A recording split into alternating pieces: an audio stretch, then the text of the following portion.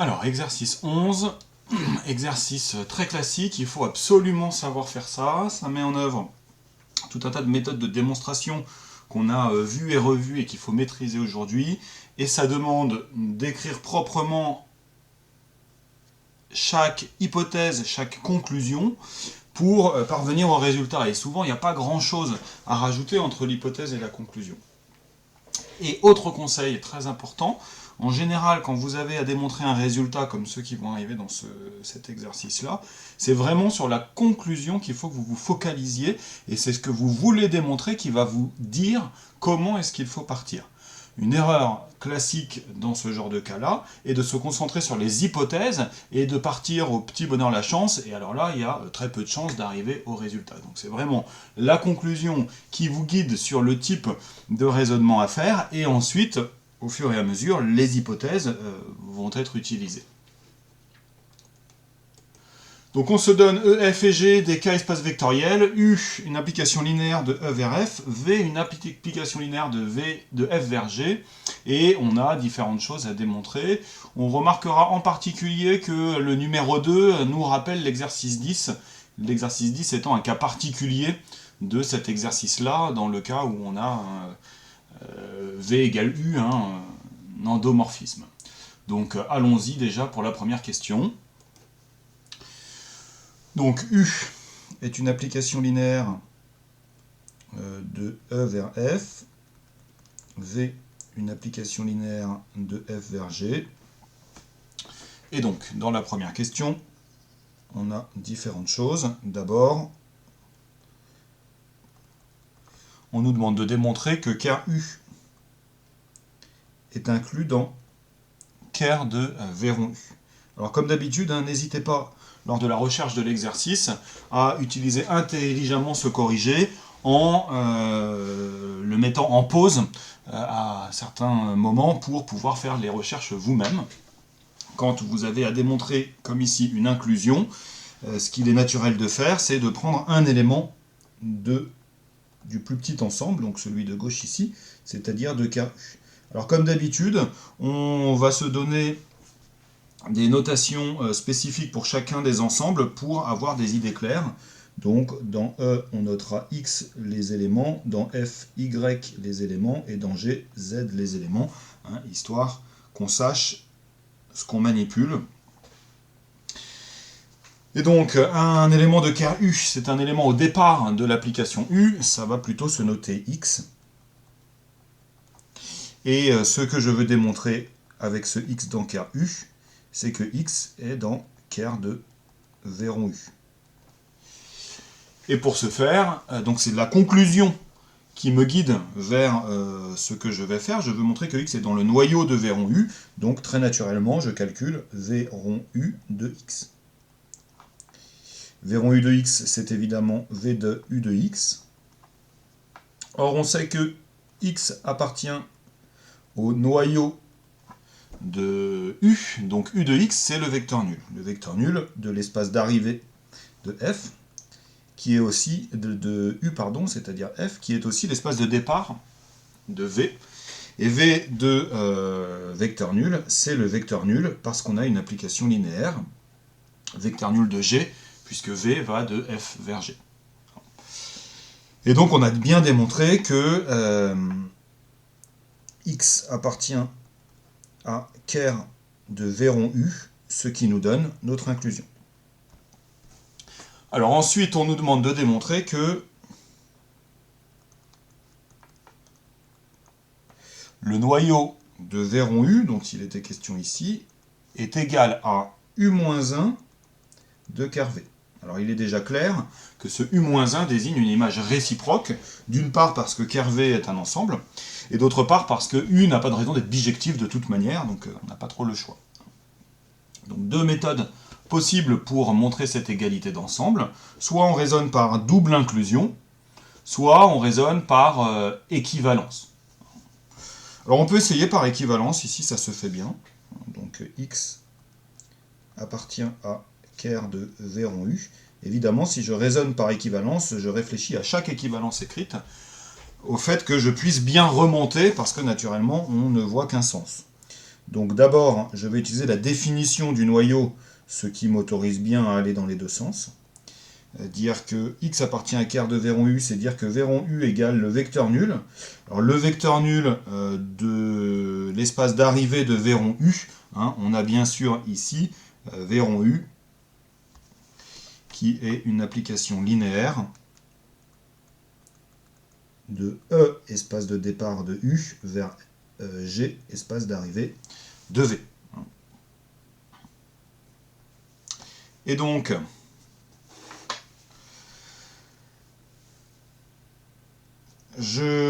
ça c'est équivalent toujours par définition du noyau de V cette fois à U de X appartient à ker V. Et ça c'est équivalent toujours par définition, mais de l'image réciproque cette fois, à X appartient à U-1 de ker V. Donc tout va bien. On a bien des équivalences à chaque fois et on conclut bien que ker V rond U égale à U-1 de ker V. Ensuite, toujours dans cette première question, on nous demande de montrer que V de l'image de U est égal à im de V rond U. Égalité d'ensemble, donc de nouveau, soit on raisonne par double inclusion prudemment, soit on raisonne par équivalence en faisant très attention à ce qu'on fait. Alors ici, je vais le faire de nouveau par équivalence. Donc je vais prendre un élément de V de im U. Un élément de V de im U, c'est une image par V. Et si c'est une image par V, c'est un élément de G, donc je vais plutôt le noter Z. Et donc, par définition, dire que Z appartient à V de im U, c'est dire qu'il existe un élément de im U tel que Z soit V de cet élément. Comme U va de E vers F, un élément de im U, c'est un élément de F. Donc on va plutôt le noter Y. Il existe Y dans im U tel que Z égale à V de Y. Maintenant, on peut traduire toujours par définition que Y est dans im U. C'est donc équivalence à il existe un élément de l'espace de départ de U, c'est-à-dire E, donc un X, tel que Y s'écrive U de X et Z s'écrive V de U de X.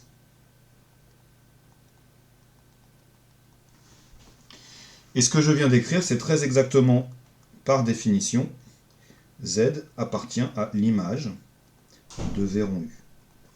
Donc j'ai bien V de im U égale à im de V rond U. Ici, les équivalences ne posent pas de problème. Dernier point pour cette première question. On veut démontrer que ce im de V rond U qui est aussi V de im U, alors c'est peut-être plus simple de l'écrire comme ça, V de im U est inclus dans im V. Alors en fait, il n'y a pas vraiment de difficulté à partir du moment où on voit que im V, c'est V de F. Et donc, ça fonctionne bien parce que im U est inclus dans F et il est connu que l'image directe est croissante. Hein, si deux ensembles sont inclus l'un dans l'autre, les images directes sont incluses l'une dans l'autre aussi. Propriété classique de l'image directe. Voilà pour la première question. Deuxième question. On tourne la page.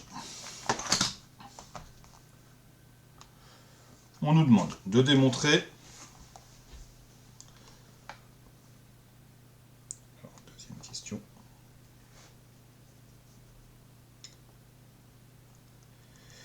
On nous demande de démontrer que le noyau de V rond U est égal au noyau de U, si et seulement si ker V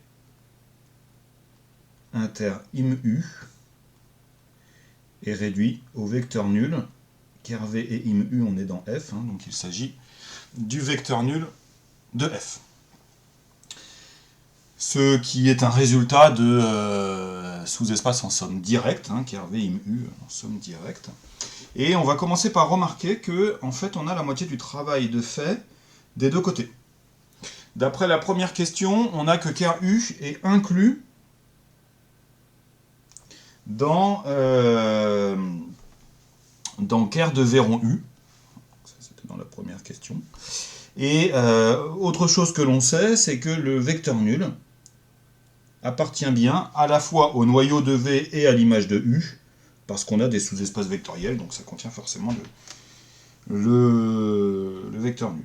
Donc finalement, notre but, on peut le réécrire un peu différemment, vu ce que l'on sait déjà.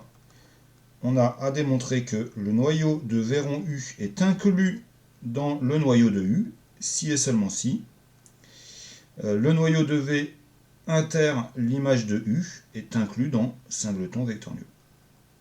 Le reste étant toujours vrai. C'est une équivalence. On va raisonner par double implication. Alors allons-y, première implication. On suppose, on écrit clairement ces hypothèses, sa conclusion, que ker de V rond U est inclus dans ker de U. On veut démontrer, on écrit clairement sa conclusion. Ker V inter im U est inclus dans singleton vecteur nul. C'est la conclusion qui va guider notre raisonnement. Vu qu'on veut démontrer que le noyau de V inter image de U est inclus dans singleton vecteur nul, il est naturel de prendre un élément de ker V inter im U. Ker V et im U, on est dans F, donc cet élément, on va plutôt le noter Y. Mon but maintenant, c'est de montrer que Y est forcément le vecteur nul de F. Je traduis ce que je sais sur Y, à savoir, premièrement, que V de Y est le vecteur nul. À l'arrivée de V, on est dans G. Et que Y appartient à image de U, c'est-à-dire, on a un X appartenant à E, tel que Y est égal à U de X. Je combine les deux et j'obtiens j'obtiens V de Y qui est égal à V rond U de X égale le vecteur nul de G. Alors je me rappelle que ce que je veux démontrer, c'est que Y est égal au vecteur nul de F, et que j'ai quand même une hypothèse initiale, c'est que le noyau de V rond U est inclus dans le noyau de U. Donc on a besoin, pour utiliser cette hypothèse, d'un élément du noyau de V rond U, et oh miracle, on en a un. Ce X qui vérifie V rond U de X égale le vecteur nul de G appartient au noyau de V rond U. Et donc, comme ce noyau de V rond U est inclus dans le noyau de U, on en déduit que U de X, c'est-à-dire Y, est égal au 0, le 0 de l'arrivée de U, c'est-à-dire le 0 de F, c'est QFD. La deuxième implication, on suppose cette fois que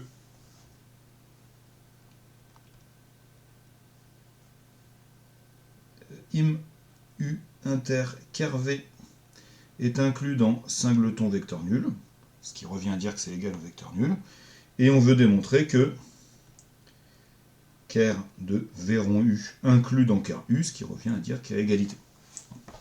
De nouveau, c'est la conclusion qui guide notre raisonnement. Donc on commence par prendre un élément du noyau de V rond U pour démontrer l'inclusion.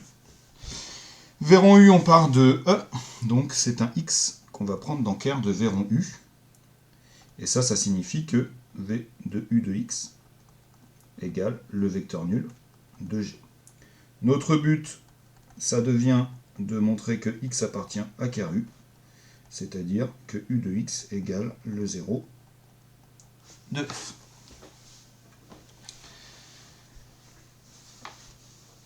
On a une hypothèse qui est que im U inter ker V est inclus dans singleton vecteur nul. C'est-à-dire que si j'ai à la fois une image par U et un élément du noyau de V, j'ai le vecteur nul. Bon, bah la question c'est quel est l'élément commun à IMU et KV ici? Réponse U de X.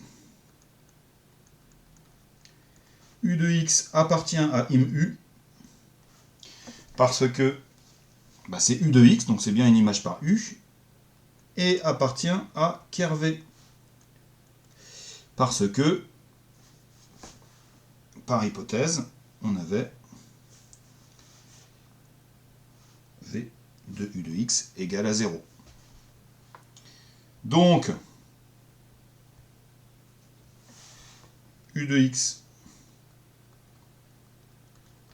est le vecteur nul de F, donc X appartient à ker U, voilà.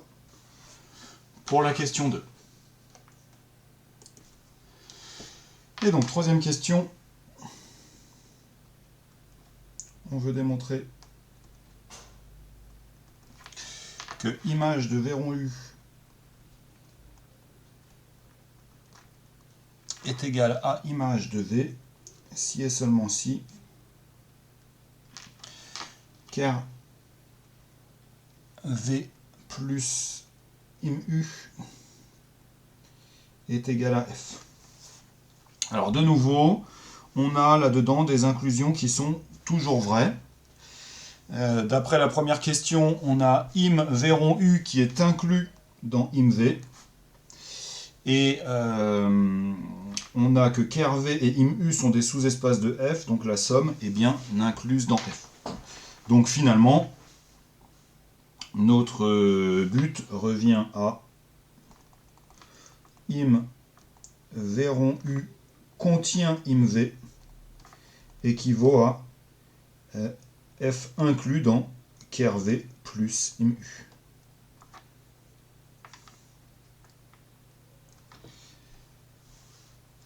Alors, allons-y. Double implication. Première implication, on suppose que im V est inclus dans im V rond U. Et on veut démontrer que F est inclus dans ker V plus im U.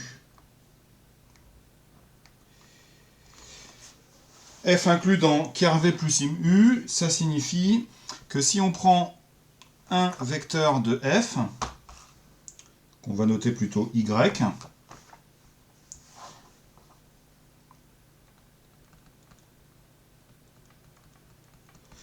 alors ce Y doit se décomposer comme un vecteur de noyau de V plus un vecteur de l'image de U.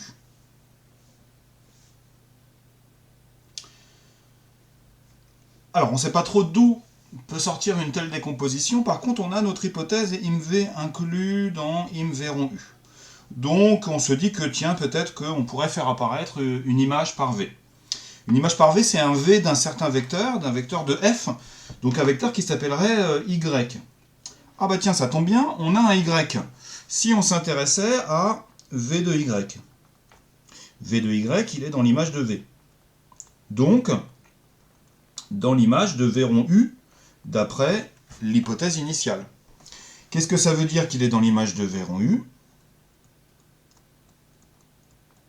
Ça veut dire qu'on a un élément de l'ensemble de départ de V rond U, c'est-à-dire E, donc un X, tel que mon vecteur de l'image qui est V de Y, s'écrive V rond U de X. Autrement dit, V de U de X. Qu'est-ce qu'on voulait démontrer? Alors très souvent, quand vous n'arrivez pas au bout d'un raisonnement, c'est que vous avez oublié ce que vous vouliez démontrer. Donc il faut toujours se remémorer ça. Ce qu'on voulait démontrer, c'était que notre Y se décompose comme un élément de ker V plus un élément de im U. Je peux me l'écrire là pour l'avoir sous les yeux. But il existe YK appartenant à ker U et YI appartenant, alors c'était ker V, appartenant à IMU, tel que Y se décompose en YK plus YI. Alors de mon V de Y égale à V de U de X, je ne vais surtout pas déduire que Y est égal à U de X, puisque V n'a aucune raison d'être injective. Par contre, ce U de X, il m'intéresse puisque c'est un élément de IMU. Et donc on se dit, bah tiens, cet élément de IMU, est-ce que ça ne pourrait pas correspondre à mon YI? C'est-à-dire que mon Y, je pourrais avoir envie de l'écrire avec un plus U de X, qui est dans IMU, et il nous faudra une composante dans ker V. Or, que nous reste-t-il? Y moins U de X. Et donc on se dit, bah tiens, est-ce que ça, par hasard, ce ne serait pas dans ker V?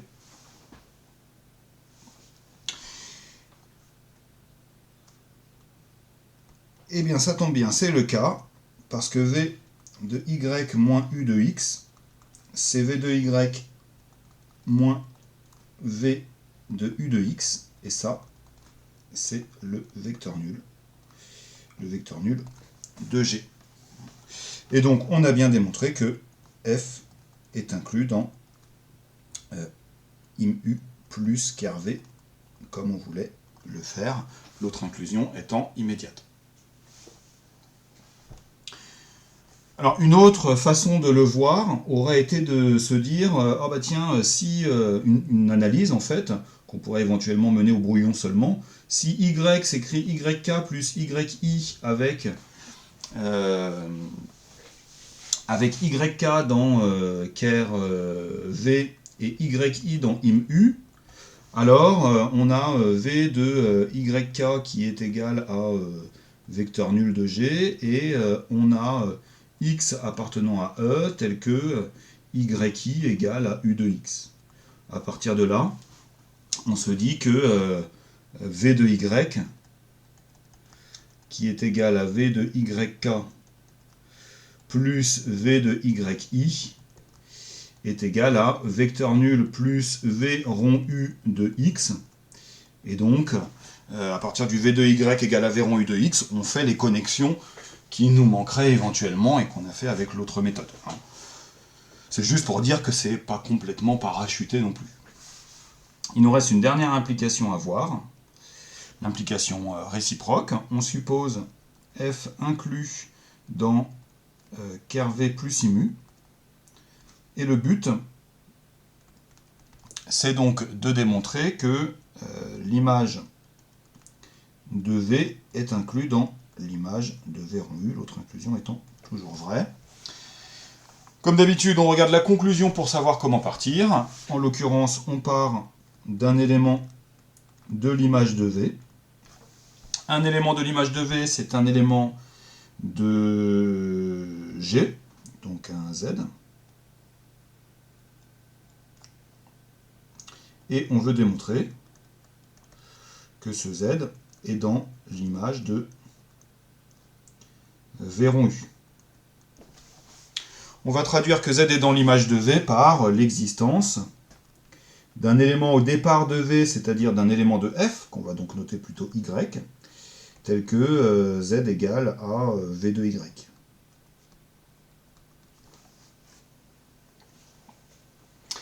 Oh tiens, un Y dans F. Et oh, on a fait une hypothèse sur F, c'est que F est inclus dans ker V plus IMU. Donc ce Y, on va le décomposer en un élément YK du noyau de V, et un élément de l'image de U, donc c'est un U de X pour un certain X dans E, tel que Y s'écrive YK plus U de X. Et alors, nous on voulait montrer que Z, on ne perd pas de vue ce qu'on veut démontrer, on voulait démontrer que Z est dans l'image de V rond U. Or Z, bah, c'est V de Y. C'est donc V de YK plus V rond U de X. Et comme le YK est dans le noyau de V, le V de YK c'est 0. Il reste V rond U de X, qui est un élément de l'image de V rond U. C'est terminé. On a bien démontré notre équivalence. À savoir faire absolument ces exercices-là, rebossez-les, rebossez-les. Il faut vraiment être au point là-dessus et être capable d'écrire ça soi-même en comprenant tout.